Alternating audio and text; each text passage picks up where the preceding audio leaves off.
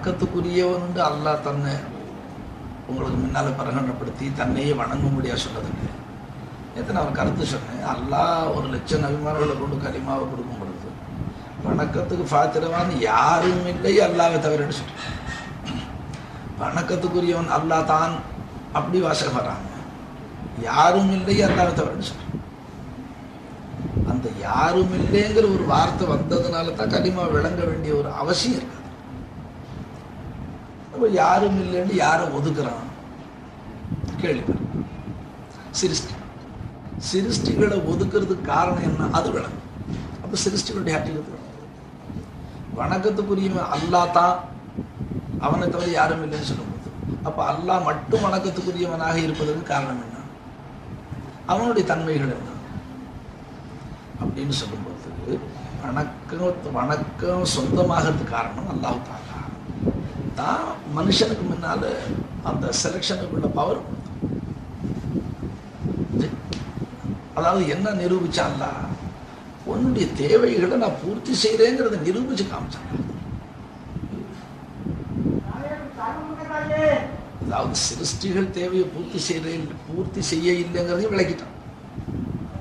சிருஷ்டிகள் உங்களுடைய தேவையை அதை சுயமாக பூர்த்தி செய்ய இல்லைங்கிறத நிரூபிச்சு, சிருஷ்டிகளை கொண்டு உங்க தேவையை நான் பூர்த்தி செய்யறேங்கிறத விளக்கி, இதுக்கு பிறகு உங்களுக்கு உரிமை கொடுத்தேன். இப்ப நீங்க யாரை வணங்கணும் நீங்க முடிவு செய்யணும். அப்ப அந்த முடிவுக்கு மனுஷன் வரும்பொழுது அவன் சொல்ற அக்கூலு லா இலாஹ இல்லல்லாஹ், நிச்சயமாக வணக்கத்துக்குரிய அல்லாஹ் தவிர யாரும் இல்லைன்னு இப்ப உறுதியா சொல்றேன்.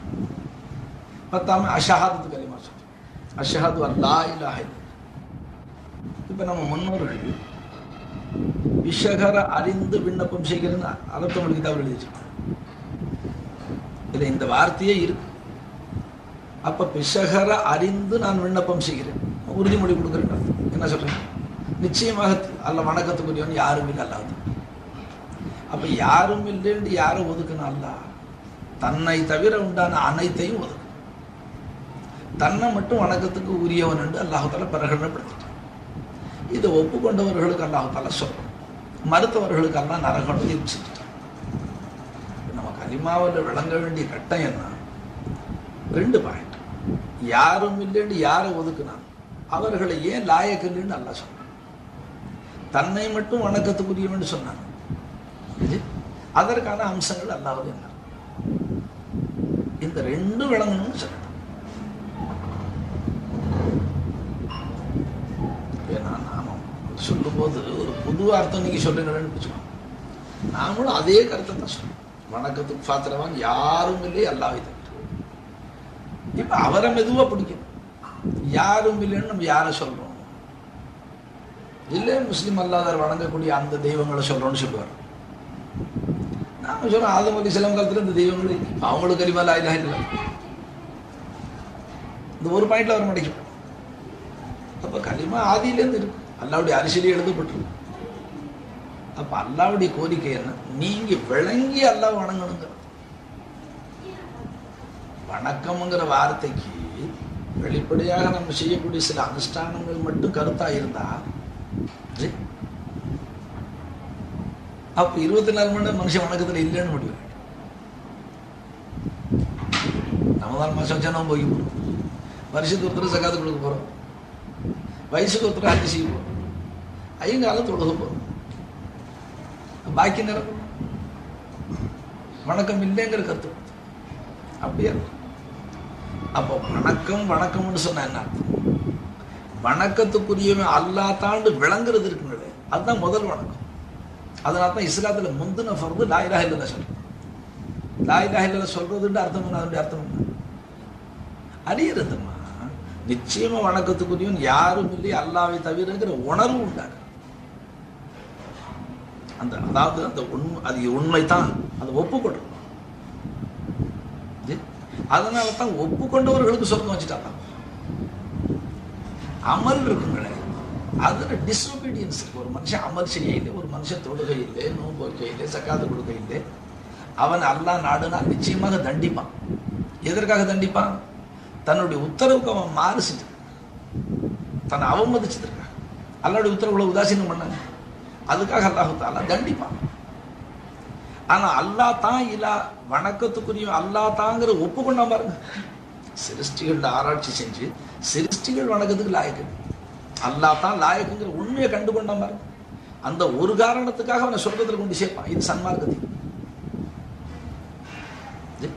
ஹத்தாக்கி களிமா சொன்னவன் சொர்க்கவாதின்னு சொல்லுவது எந்திரிச்சு ஒரு சாபி கேட்கிறான், இல்ல இன் சனா இன் சரக்க யார சொல்லணும், இந்த லாய் லாய் சொன்னவன் ஜின்னா செஞ்சாலுமா அவன் திருநாளுமான்னு கேட்டான். கால இன் சனா இன் சரக்க. அவர் மடக்கி 3 தடவை கேட்டார். 3 தடவை சொன்னார், அழுத்தி சொன்னாங்க சத்தமா. என்ன காரணம் அதுக்கு? அவன் செய்த அந்த தவறுல அவன் தவறு செஞ்சானு அதுல அல்லாவுடைய கட்டளைக்கு மாறு செய்யறான். அந்த தவறு செஞ்சதுனால அல்லா இலா இல்லைன்னு சொன்னானா? வணக்கத்துக்கு அல்லா லாயக்கு இல்லைன்னு சொன்னானா? அது சொல்லி அப்ப வணக்கத்துக்குரியவன் அல்லாங்கிறத ஒப்புக்கொண்டான்.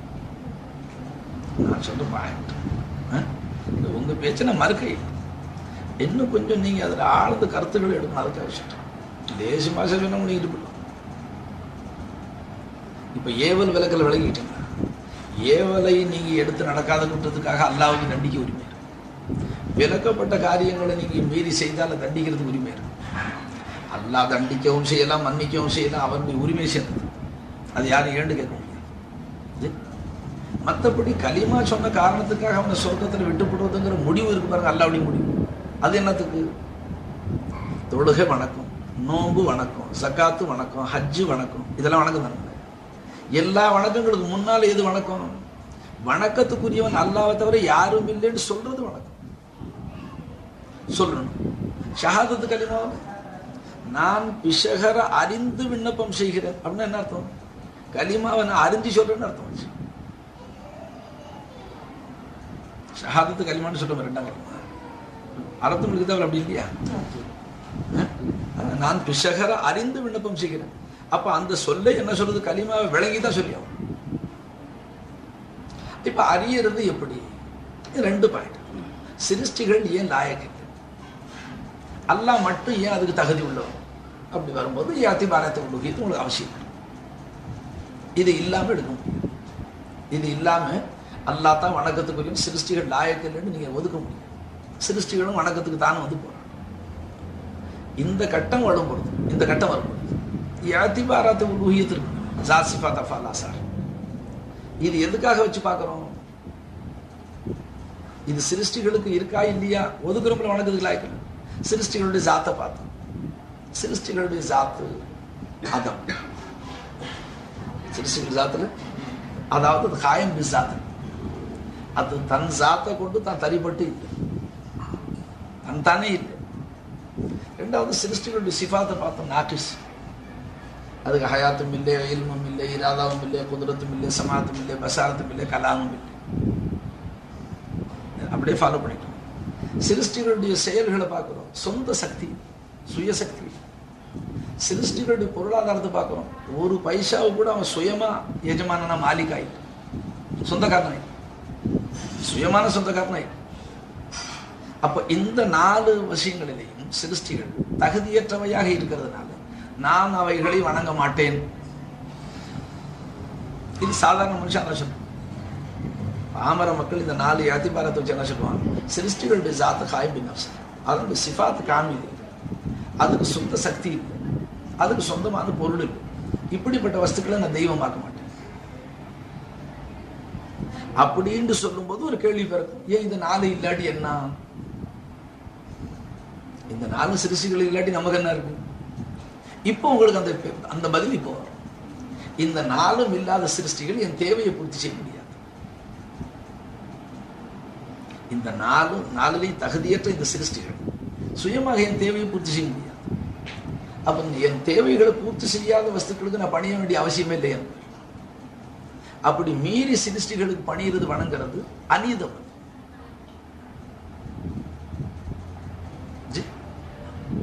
அவனு ஒண்ணுமில்லைன்னு அர்த்தம். அதனாலதான் நான் பிஷகரை அறிந்து விண்ணப்பம் செய்கிறேன். இப்ப அல்லாவை ஏன் வணங்குறோம்? அல்லாவை மட்டும்தான் வணங்குவாங்க தவிர வேற யாருக்கும் வணங்க மாட்டோம். காரணம் என்ன? அவனுடைய ஜாத்து காயம் பிசாத், அல்லது காயம் நஃப்ஸி, அல்லது காயம் பஹு. அவனுடைய சிஃபாத் தான் காமிலா, அவனுடைய குவத் தான் ஜாத்தியா செயல். அவனுடைய சொத்து தான் உள்ளபடி சகல சொத்தும் அவனுக்கு சொந்தம். இந்த 4 அல்லாஹ்வுக்கு இருக்கிறதுனால அவனை தான் நாம் வணங்குவோம் அப்படின்னு சொல்லி ஒரு கேள்வி வரும். இந்த 4 இருக்கிறதுனால உங்களுக்கு என்ன சகாயம்?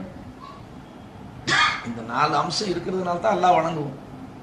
அதுல உங்களுக்கு என்ன அனுகூலம் இருக்கு? இந்த 4 உடையவன் தான் நம்ம தேவையை பூர்த்தி செய்ய முடியும்.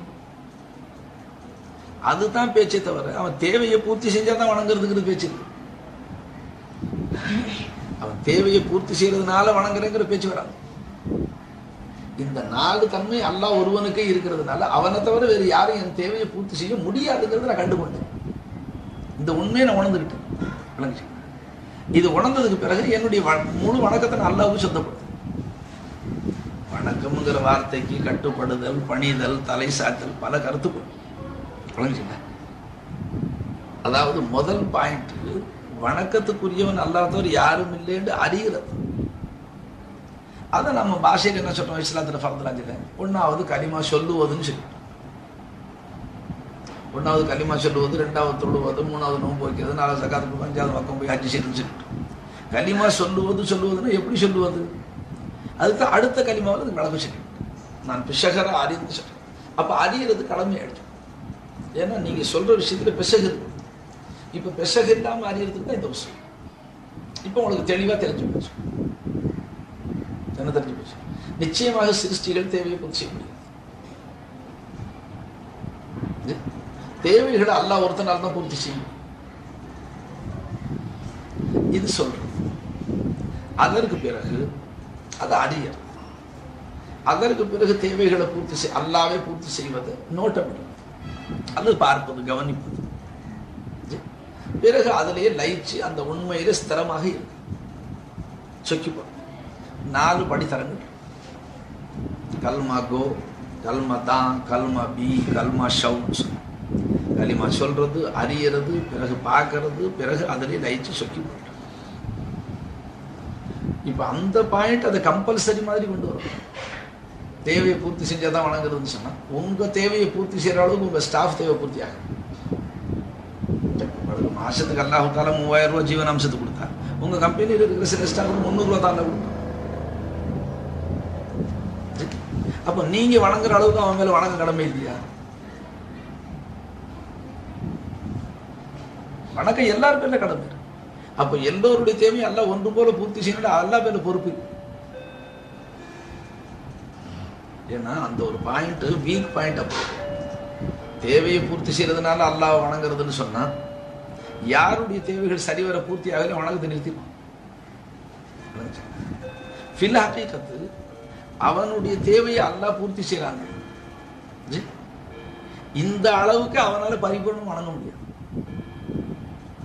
காலையில நாம போனோம், ஒரு கோழி வச்சா, 2 இட்லி வச்சா, 2 சப்பாத்தி சாப்பிட்டோம், 7-10 ரூபா காசு பில்லு கொடுத்துட்டு போயிட்டோம். அவன் அடுத்தவன் கடையில போய் 5 இட்லி சாப்பிட்டு சட்னி தொட்டு 3/4 ரூபா கொடுத்துட்டு போனோம். இப்ப அவனை விட நம்ம தேவை அதிகமா பூர்த்தி ஆகிடும். அதனால நமக்கு 10 வக்து தொழுகை ஹலாவா கடமையாகுமா? அப்படி இருக்கா? எல்லாருக்கும் 5 வேளை தொழுகை தானே கடமை. இப்ப அவன் எனக்கு 3/4 ரூபாய்க்கு நாஸ்டா கொடுத்தான், அவர் முதலாளி 10 ரூபாய்க்கு நாஸ்டா பண்ணாரு, ஒளியா முழுங்கிட்டு போறாரு, அவர் பேர்ல 5 வேளை தொழுகை கடமை. எனக்கு என்ன 3/4 ரூபாய் நாஸ்டா கூட கிடைக்க நசீப் இல்லை, அதனால எனக்கு 2 வேளை போதும் நான் சொல்ல முடியுமா? இல்லதா? அப்ப தேவையை பூர்த்தி செய்யறதுனால வணக்கம் கடமைங்கிறது பேச்சு. அது ஒரு பாயிண்ட். என்ன அதுல எதுக்காக வருது? அது தேவையை பூர்த்தி செய்யாதவனுக்கு வணங்குறது இருக்கு, அது மரியாதை குறைவு. அதாவது அவன் அறிவிலின்னு சொல்லுவான். ஒருவனை கொண்டு எந்த சகாயமும் இல்லை சொல்ல மாட்டோமா? நம்ம ஏண்டா அவனை கட்டிக்கிட்டு மாற அடிக்கிறது? ஒரு பைசா பிரயோஜனம் இல்லை, ஏண்டா அவனுக்கு உயிரை சொல்ல முடியல. அப்ப அவனை புத்தி மட்டும் சொல்ல முடியல. அப்ப சிருஷ்டிகளை ஒரு மனுஷன் வணங்கினால், வணக்கத்தை சிருஷ்டிகளுக்கு ஒரு மனுஷன் சொந்தப்படுத்தினா, அவனை அறிவியல் சொல்றான். காரணம் என்ன? அந்த சிருஷ்டி எதையும் செய்ய முடியாத ஒரு சிருஷ்டிக்கு என்னத்துக்கு பணிவை காட்டுறான்? அதுதான் இங்க பாயிண்டே தவிர, தேவையை பூர்த்தி செய்யறதுனால அல்லாஹ் வணங்குறோம்னு சொன்னா, யாருடைய தேவைகள் சின்ன அளவில் பூர்த்தி செய்து அவனை மறுக்க ஆரம்பிச்சு. இப்போ தொழுவாதான் அதே தான் சொல்றான். நீங்க எல்லாம் முதலாளிமார்கள், உங்களுக்கு எல்லாம் லட்சக்கணக்கில் கொடுக்குறா, கார் கொடுத்தா, பங்களா கொடுத்தா, நீங்க தொழுதுகிட்டே இருக்க வேண்டியதுதான். நாங்க 7 ஆண்டாலும் கூடி வேலை செஞ்சு பொழைச்சிட்டு இருக்கிறோம். இதுல எங்க நாங்க தொழுவதுக்கு அவகாசம் எங்க இருக்கு? தப்பிக்க பார்க்கறான் பாருங்க. இப்ப நீங்க இந்த கருத்து சொன்னா அவனுக்கு இன்னும் கொஞ்சம் விடுதலை கிடைச்சிருக்கு. தேவையை பூர்த்தி செய்யறதுனால அல்லாஹ் தொழுன்னு சொன்னான். இப்ப அவன் எந்த பரதேசியா இருந்தாலும் பிச்சைக்காரனா இருந்தாலும் அவனுடைய தேவையை எந்த அளவுக்கு பூர்த்தி செய்யறானோ அந்த அளவுக்கு அவன் பேர் வணக்கத்தை கடமையாக்க இல்லை. அந்த அளவுக்கு அவன் பேர் வணக்கத்தை கடமையாக்க. ஒண்ணும் இல்லை, அவனை இல்லாமல் இருந்து அல்லாஹ் கொண்டு வந்தானே, இது பெரிய தேவை. அவன் தேவை அதை அல்லாஹ் பூர்த்தி செய்ய.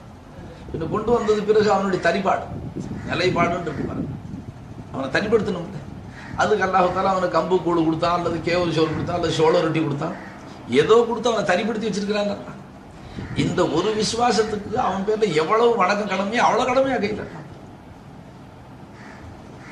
தேவையை பூர்த்தி செய்யற அளவை பார்த்து கடமையா கையிலமா அல்ல. அதாவது தேவையை பூர்த்தி செய்யக்கூடியவனாக அல்லாஹ் இருக்கிறதுனால அவனை வணங்க வேண்டியது கடமை தவிர, நான் சொல்ற பாயிண்ட் உங்களுக்கு நான் சொல்றபடி உங்க கருத்துல உட்காருங்க. தேவைகளை பூர்த்தி செய்யக்கூடியவனாக அல்லாஹ் இருக்கிறதுனால, அல்லாஹ் மட்டும் இருக்கிறதுனால அவனை தவிர வேறு யாரையும் வணங்கக்கூடாதுங்கிற உண்மையை உணர்றது தான் கிடைக்கும். வணக்கம் அது தனி பேச்சு. அது எல்லாரும் போல ஒன்று போல கடமையாக்கிட்டாங்க. ஏன்னா இப்ப சில ரமலான் வந்தா சில ஏழை என்ன சொல்றாங்க, அப்ப அவன் மார்க்கத்தை விளங்குறேன். எங்களுக்கு என்னங்க, நாங்க வருஷமெல்லாம் நோம்பாளி மாதிரி தாங்க. காலையில் சாப்பிட்டா சாயந்தரம் இல்லைங்க, ராத்திரி சாப்பிட்டா காலையில் இல்லைங்க, நம்ம விதமான நேரம் நோம்பாளி மாதிரி தாங்க இருக்கிறோம். இந்த பணக்காரங்களுக்கு சொல்லுங்க, வருஷம் முடிச்சுட்டு திண்டு விட்டு புளிச்சே போட்டுட்டு கிடக்குறாங்க, பசிண்டா என்னதுன்னு தெரியாது. அவங்க ரமதான்ல ஒரு மாசம் நோம்பு வச்சா ஏழை எளிதனுடைய அருமை எல்லாம் தெரியும், பசி புண்ணியா கிடக்கிறவனுடைய கஷ்ட நஷ்டம் தெரியும். அவங்களுக்கு சொல்லுங்கிறான். இப்ப அல்லாவுடைய சட்டம், இப்ப அவனுக்கு ஏழைக்கு நோம்பு இல்லை, பணக்காரங்களுக்கு நோம்பு அப்படி வந்திருக்கா? அப்போ ஏழைக்கு நோம்பு இப்போ நமக்கு இருக்கிற அளவுக்கு சஹருக்கு கறி குருமா குப்தா அது இது எல்லாத்தையும் தொண்டை குழி வரைக்கும் முடியும். இதுதான் முதல்ல சஹர் செய்யும்போது மத்தியானம் வரைக்கும் நெஞ்சுக்கறி ஓவர் ஸ்டாக். இந்த அளவுக்கு இல்லாத ஒரு ஏழை வெறும் ராத்திரி மிச்சம் அந்த சொத்து தண்ணி ஊற்றி வச்சு சஹருக்கு 4 வாய் அள்ளி திண்டு நோம்பு வைக்கிறான். அவன் பேர்ல நோம்பு ஃபரதாயிட்டு. இப்ப தேவையை பூர்த்தி செய்யற காரணத்தினால வணக்கம் கடமைங்கிறது நம்ம கொண்டு வந்தான். அவன் என்ன சொல்லுவான், உங்களுக்கு கொடுத்த அளவுக்கு ஷஹருக்கு என்ன கொடுக்குற, நான் எனக்கு நோம்பு வைக்கணும். அதனால நீங்க சிக்கிக்க கூடாதுங்கிறது சொல்லுவோம். அசல் பாயிண்ட் என்ன, சிருஷ்டிகள் தேவைகளை பூர்த்தி செய்ய சக்தியற்றது. சிருஷ்டிகள் தேவையை பூர்த்தி செய்யற தன்மையே கிடையாது. சுயம் தேவைகளை பூர்த்தி செய்யக்கூடிய தன்மை அல்லாஹ் ஒருவனுக்கு தான் இருக்கு. இந்த ஒரு காரணத்தினால வணக்கத்துக்குரியும் அல்லாஹ் தான். இந்த உண்மையை தான் ஒப்புக்கொள்ளும். ஒரு மனுஷனுடைய தேவைகள் அவன் இஷ்டப்படி பூர்த்தியாகாவிட்டாலும் சட்டம். அவனுடைய 5000 கோரிக்கை, 5 கோரிக்கை எல்லாம் நிறைவேற்றான். அவனுடைய கோரிக்கை நிறைய இருக்கும். அவனுடைய 5 கோரிக்கைகளை நிறைவேற்றான், பாக்கி கோரிக்கைகள் நிறைவேற. அதனால அந்த மனுஷன் என் தேவை எல்லாம் பூர்த்தி செய்யணும்னு சொல்ல முடியுமா? முடியும்.